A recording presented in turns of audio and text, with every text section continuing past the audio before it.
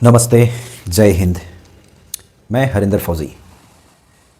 जिस तरीके से सेना के अधिकारी डिसिप्लिन के नाम पे तमाम जवानों को घर भेज रहे हैं, उनको नौकरी से निकाल दे रहे हैं सिर्फ डिसिप्लिन का हवाला दे करके। ऐसा कौन सा डिसिप्लिन वो जवान नहीं मानता जिस पे आज हम बात करेंगे, जिस पे हम तमाम सारी बातें करेंगे कि इस तरीके से हालात बना दिए गए हैं सिर्फ डिसिप्लिन का हवाला दे करके जवानों के साथ इस तरीके से जो शोषण किया जाता है।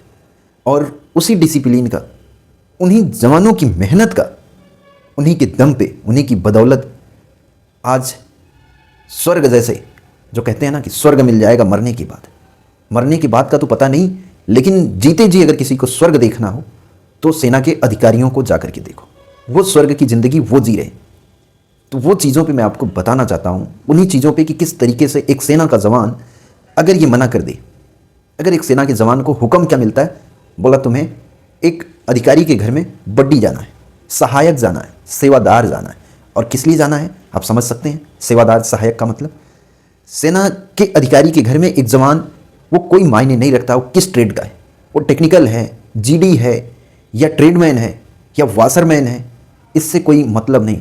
क्योंकि वाशरमैन ये जो होते हैं और जो हाउसकीपर होते हैं, जो ट्रेड्समैन होते हैं, ये लोग बहुत कम भर्ती होते हैं।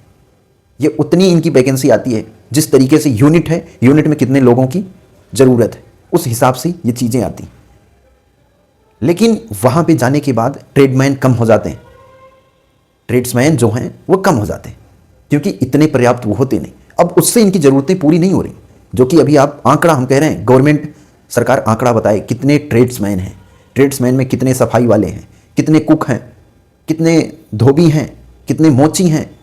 इन सारी चीज़ों की डिटेल अगर सेना के, हमारी गवर्नमेंट जो रक्षा मंत्री महोदय हैं, भारत सरकार की गवर्नमेंट, हमारी गवर्नमेंट नहीं, भारत सरकार की गवर्नमेंट, भारत की गवर्नमेंट बताए, भारत के रक्षा मंत्री बताएं कि कितने जवान ट्रेड्समैन हैं, जिसमें कुक, सफाई वाला, वाशरमैन, क्या कौन कौन से सारे जितने हैं उनका डिटेल तो बताओ, कितने हैं, वो कम क्यों पड़ रहे हैं। और उसके बाद एक जवान, जो मेन मुद्दा जिस पे हम बात कर रहे हैं, जिसलिए आज जवानों के पेट पे लात मारी जाती, जिसलिए जवानों के साथ इस तरीके से शोषण होता है। एक सेना का जवान जो सेना में जाता है, इतनी मेहनत करने के बाद उससे कुत्ते घुमाना, बूट पॉलिश करना, अपने घरों की पर्सनल काम करवाने, अपने रिलेटिव के घरों तक एक जवान को, मतलब क्या ही कहें कि एक जवान को किस तरीके से अपने रिलेटिव के घर तक भेज दिया जाता है, उसको ले आना, ड्रॉप करना, मतलब कहीं भी। जैसे अभी कुंभ जैसे फंक्शन चल रहे हैं, ऐसे फंक्शन में तमाम जवान आज कुंभ नहवा रहे होंगे। ये जब से कुंभ चल रहा है, तमाम अधिकारियों के रिलेटिव को, रिलेशन वालों को घुमा रहे होंगे, कुंभ नहवा रहे होंगे। ये हकीकत है, लेकिन इस पर कोई बात नहीं होगी, इस पर कोई चर्चा नहीं होगी। और इन चीज़ों का अगर किसी ने विरोध कर दिया तो सीओ को पावर दे रखी है जज बनने की। एक सीओ जज बनेगा और डिसीजन लिख देगा, बोला भाई जा तू घर, तुझे ज़्यादा तेरा मुंह खुल रहा है, तुझे अपना पेट नहीं पालना है, तुझे अपने बच्चे नहीं पालने, तो यहाँ मुंह खोलने आया, चल ठीक है, लिख दिया जजमेंट, जा घर। क्योंकि भाई जज साहब से गलती हो गई यार, जज साहब बने हैं, जज साहब से गलती हो गई, उस डिसीजन को आप चैलेंज करो। ये भी तो राइट है कि नहीं, उस डिसीजन को आप चैलेंज करो। आप चैलेंज करते फिरो, जज साहब ने लिख दिया, अब वो 3-4 साल तक, 10 साल तक, 15 साल तक आप चैलेंज करते फिरते रहो। एएफटी में जाओ, कभी करीब आपको 5-6 साल तक एएफटी में घुमाया जाएगा। किसी को घंटा फर्क पड़ रहा है कि आपका परिवार कैसे चल रहा है, आपकी सैलरी बंद हो गई, आप इतना मेहनत करके सेना में गए थे, 10 साल आपने सेना को दिया, 15 साल आपने सेना को दिया, और अचानक से आपके पेट पे इस तरीके से लात मार दी गई। किसी को कोई घंटा नहीं फर्क पड़ रहा है, सबकी अपनी चीज़ें चल रही हैं। जज साहब जज बने बैठे हैं, सीओ साहब बने बैठे, ब्रिगेडियर साहब बैठे हैं, जनरल साहब टीवी पे बैठ करके बोल देंगे, बोला सेना में आना है तो वतन के लिए आना, वेतन के लिए नहीं आना। इस तरीके से रक्षा मंत्री जी फीता काट रहे हैं लगातार। रक्षा मंत्री जी को कोई लेना देना नहीं कि जवानों की पीड़ा सच में क्या है। इतने जवान, जब लगातार इतने जवान रोड पे घूम रहे हैं, उनके घरों तक जा रहे हैं, तब रक्षा मंत्री को कुछ पता नहीं चल रहा। तो वैसे जब कोई बोल नहीं रहा, तब तो कुछ छोड़ ही दो रक्षा मंत्री को। ऐसा गूंगा बहरा रक्षा मंत्री हमारे देश का, भारत देश का, जो बड़ी बड़ी बातें करते हैं। उनकी बातें हमने सुना कि यार ऐसे अपने नीचे वालों को लोग दबाते हैं, ये है वो है। यार इतनी बातें करते हो तो एक बार तो कम से कम देखो कि आपकी जो कार्यशैली के जो नीचे, जिस कॉन्स्टिट्यूशनल पोस्ट पे आप बैठे हो, उसके नीचे किस तरीके से अधिकारी उन जवानों के ऊपर इतना शोषण जुल्म जास्ती कर रहे हैं कि आज भी उनसे कुत्ता घुमा रहे हैं, आज भी उनसे अपनी बूट पॉलिश करवा रहे हैं, आज भी उनसे अपनी मैडमों के कपड़े धुलवा रहे हैं, अपने बच्चों के कपड़े धुलवा रहे हैं। और वो तो कम, उनकी मैडमें ढेर शासन कर रही हैं। जवानों के ऊपर किस तरीके से शासन करना है, किस तरीके से जवानों को डिटेलमेंट देनी है, ये सारी चीज़ें आज अधिकारियों की मैडमें कर रही हैं। तमाम जिप्सियाँ घूम रही होंगी, जिस भी छावनी में आप चले जाएंगे, जिस भी कैंट इलाके में आप चले जाएंगे, जितने पीस इलाके में होंगे वहाँ पे देखिएगा जाकर के कितनी जिप्सियाँ घूम रही हैं, कितनी व्हीकल घूम रही हैं, कितनी फौज की प्रॉपर्टी को बेचा जा रहा है, कितनी मतलब ऑयल ईंधन कितने बर्बाद किए जा रहे हैं, कितने मैन पावर बर्बाद की जा रही है, सिर्फ यही इनके बच्चों को घुमाने में। इनके बच्चों के लिए अलग से सहायक, ब्रिगेडियर हैं तो उनके बच्चे के लिए अलग से सहायक, जिम ट्रेनर अलग से।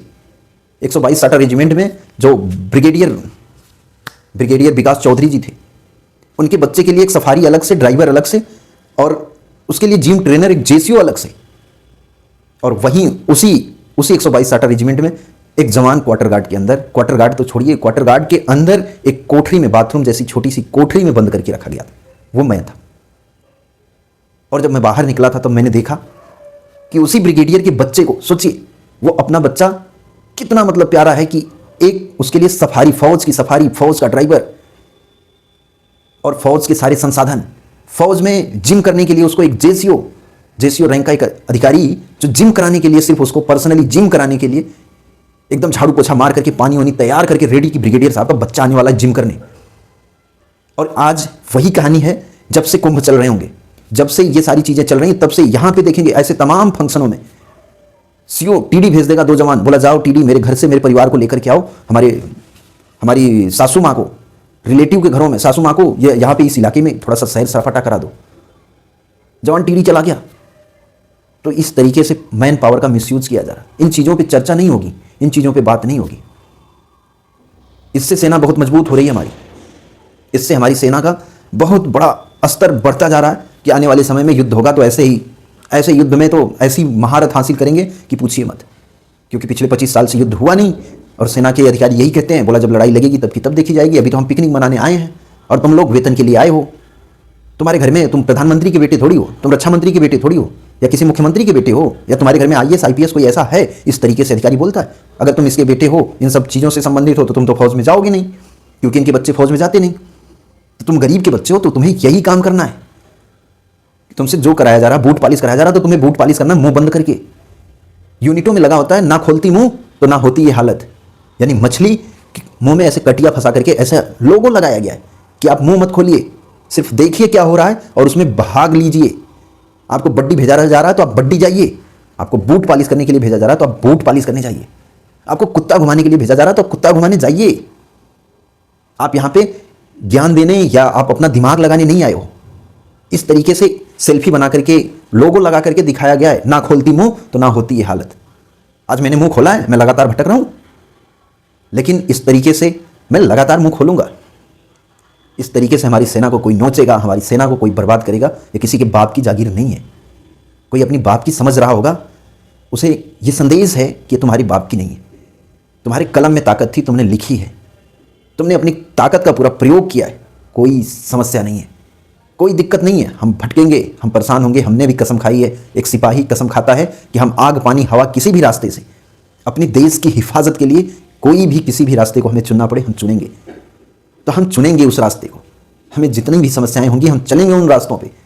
हम अपने सभी सेना के जवानों से भी कहना चाहते हैं कि वीडियो देखिएगा, इस पर विचार करिएगा। आपको देखने के लिए मना करेंगे, अब विचार करिए। अब सेना की वर्दी पहने हो, आपको सम्मान मिलेगा। हो सकता है कुछ दिन के लिए आपको नौकरी से बेदखल किया जाएगा, आप ये आवाज़ उठाएंगे तो, लेकिन आप अपना कर्तव्य नहीं निभा रहे हैं। आप अपने आप को कभी माफ़ नहीं कर पाओगे। जिस तरीके से आप सेना में शोषण का शिकार हो रहे हो, और शिकार ही नहीं हो रहे हो, भारतीय सेना को बर्बाद होते हुए आप देख रहे हो अपनी नज़रों से। आज अगर एक जवान इतना अगर फाइट कर सकता है, सोचिए अगर आप सभी लोग अगर आप सभी लोग आगे आओ तो एक दिन में ये बड़ी सिस्टम बदल जाए। सेना की ये जो व्यवस्थाएं जो हैं, ये कुरीतियां जो हैं, इन चीज़ों पे एक दिन में डिसीजन हो जाएगा। कम से कम 2-4 लोग आगे आकर के तो देखो यार साथ में। आज हम 3-4 लोग हैं, क्यों नहीं 2-4 लोग और आगे आते। और मैं ये कह रहा हूं कि अगर आप लोग थोड़ा सा मेहनत करें, यार चैन है। एक यूनिट में अगर एक बंदे तक अगर मेरा मैसेज गया तो लोगों तक पहुंचा सकता है, बता सकता है कि इस तरीके से एक जवान इस लड़ाई को लड़ रहा है। तो ये आवाज़ अगर लोगों तक पहुंच सकती, एक यूनिट में एक जवान तक अगर चीज़ पहुंच रही है, तो यानी वो यूनिट के हर लोगों तक ये सच्चाई पहुंच रही है। तो आप लोग खामोश मत होइए। बार बार कह रहा हूं कि आप लोगों को खासतौर से भारतीय सेना के जवानों को यह शोभा नहीं देता, इतनी कायरता तो शोभा नहीं देती, इतनी कायरता शोभा नहीं देती आप बेशक। लेकिन मैं हक के लिए, भारतीय सेना की न्याय दिलाने के लिए, भारतीय सेना के जवानों को न्याय दिलाने के लिए, इस बड्डी सिस्टम को हटाने के लिए, भारतीय सेना को मजबूत बनाने के लिए मैं सच्चाई का साथ दूंगा और सच्चाई के रास्ते पर चलूंगा। तो आप लोगों से निवेदन है, आप लोगों से बार बार निवेदन है कि आप लोग इन काले करतूतों के खिलाफ आवाज़ उठाइए, बोलिए। आप सामने नहीं आ सकते तो कम से कम खुल करके बोलिए, वीडियो जारी करिए। यार बार बार कह रहा हूँ, वीडियो जारी करिए, आपके साथ कुछ भी नहीं होगा, गारंटी दे रहा हूँ। अब वीडियो जारी करिए, बहुत होगी, एक पे फाइन होगी यार। एक पे फाइन लेने में क्या समस्या आ रही है? अगर आपको इतना समस्या है कि नहीं, क्या बहुत होगा, मैं बार बार कह रहा हूँ, एक पे फाइन होगी, एक रेड एंट्री होगी। कम से कम 50 लोग एक बार वीडियो तो जारी करके देखिए ना यार। कम से कम देश को आप जो दोगे ना, वो चीज़ें आपकी काबिलियत तारीफ इतिहास में दर्ज होंगी। लेकिन आप जो एक पे फाइन, जिसकी आप डर लग रही है या जिसका नमक खा रहे हो, उसके लिए अगर एक पे फाइन अगर आपकी हो गई तो क्या समस्या होगी? लेकिन इन चीज़ों को तो खत्म किया जा सकता है। आपको एक वीडियो जारी कर देने से आपकी नौकरी थोड़ी निकाल देंगे यार, कि नहीं ऐसा ऐसा सेना में हो रहा है, इस तरीके से इस पर सरकार संज्ञान ले। बोलो ना 40-50 लोग सामने आकर के। तो भाई कितना हम समझाएं आप लोगों को, हमें समझ में नहीं आता। हम भड़का नहीं रहे, लेकिन यही सच्चाई आप लोगों को बता रहे हैं कि ऐसे भरोसे मत बैठो कि एच.के. यादव हमारे लिए लड़ करके हमें इंसाफ दिला देगा। एच.के. यादव कोशिश कर रहा है, हरिंदर फौजी पूरी कोशिश कर रहा है, लेकिन जरूरी नहीं कि अकेला हरिंदर फौजी आप लोगों को इंसाफ दिला देगा। मैं आप लोगों की पीड़ा को समझ रहा हूँ, कृपया आप लोग भी हमारी पीड़ा को, हमारे दर्द को समझें। हम आप लोगों के लिए कह रहे हैं, हमें आप लोगों से कुछ नहीं चाहिए, हम आप लोगों के लिए कह रहे हैं। इन चीज़ों को आप समझो, आप चाह लो, आपके अंदर वो ताकत है। अगर आज आप चाह लोगे तो आज ये सिस्टम बदल जाएगा। आप घुट घुट करके जीने की जरूरत नहीं है, सारे अफसर एक हो जाते हैं। तो आप सारे जवान एक क्यों नहीं हो सकते इस अपराध के लिए, इस अन्याय के लिए? यार हम गुटबाजी करने के लिए नहीं कह रहे हैं, कोई विद्रोह करने के लिए नहीं कह रहे हैं, लेकिन इस सच्चाई को बाहर लाने के लिए आप लोग एक हो जाइए, दिखाइए देश को कि इस तरीके से सेना के अंदर हो रहा है। तो हम उम्मीद करते हैं कि आप लोगों को ये चीज़ें समझ में आएंगी और आप लोग अपना कर्तव्य निभाओगे। आप जिसका नमक खा रहे हो उसका कर्तव्य निभाओगे। जय हिंद, वंदे मातरम, इंकलाब जिंदाबाद, भारत माता की जय।